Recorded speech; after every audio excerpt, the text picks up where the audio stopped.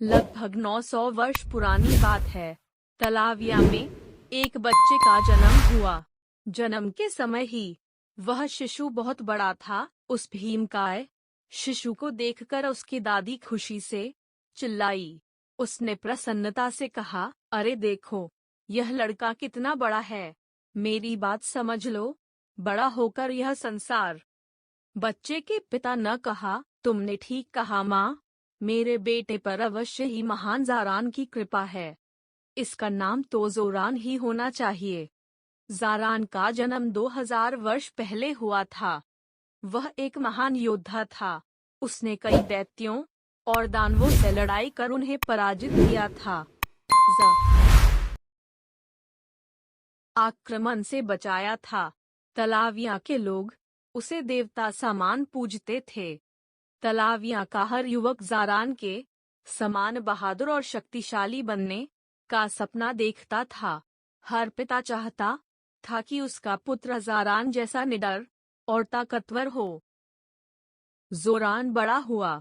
वह ताकतवर लड़का था।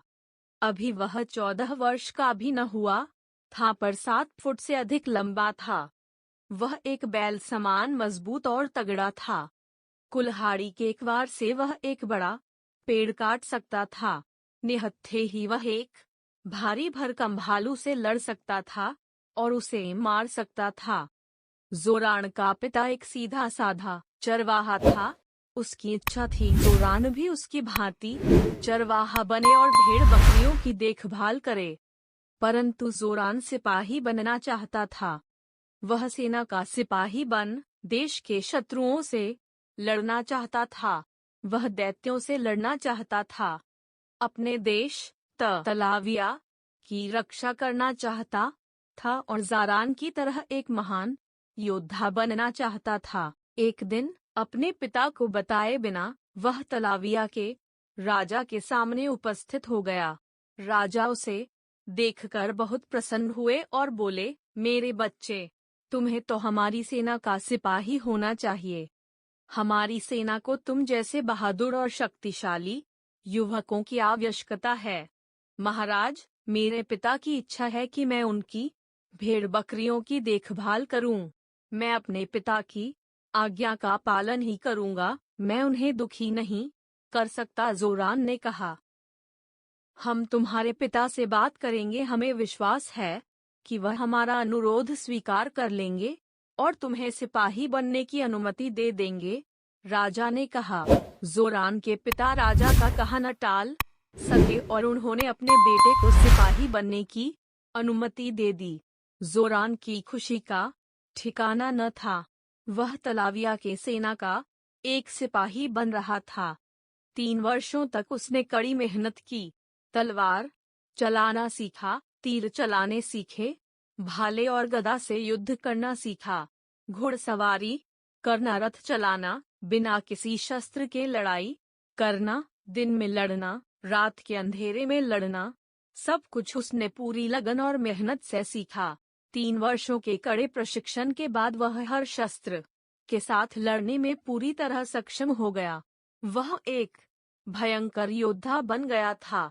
तलाविया के सैनिक उसका सम्मान करने लगे थे।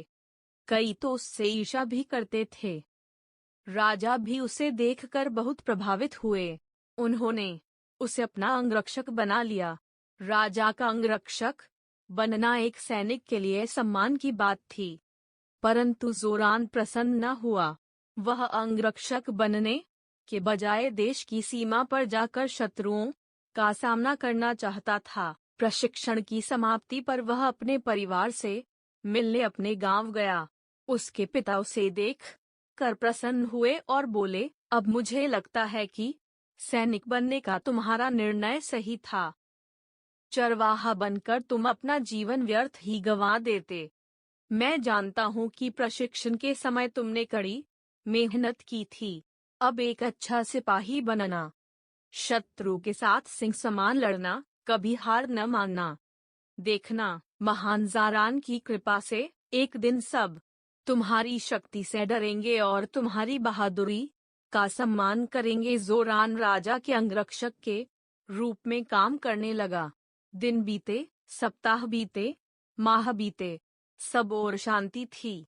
परंतु एक दिन ब्राशिया की सेना ने तलाविया पर अचानक आक्रमण कर दिया।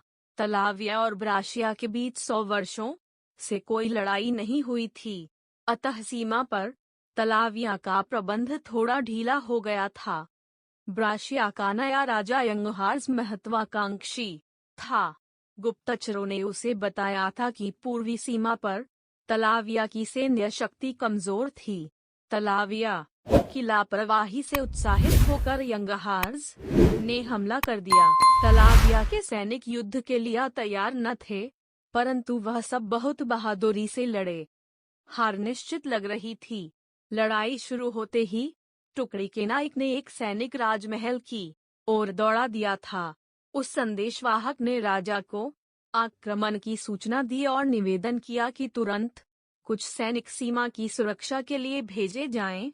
अगर कुमक भेजने में जरा भी देर हुई तो ब्राशिया की सेना जीत जाएगी और राजधानी की ओर बढ़ने लगेगी।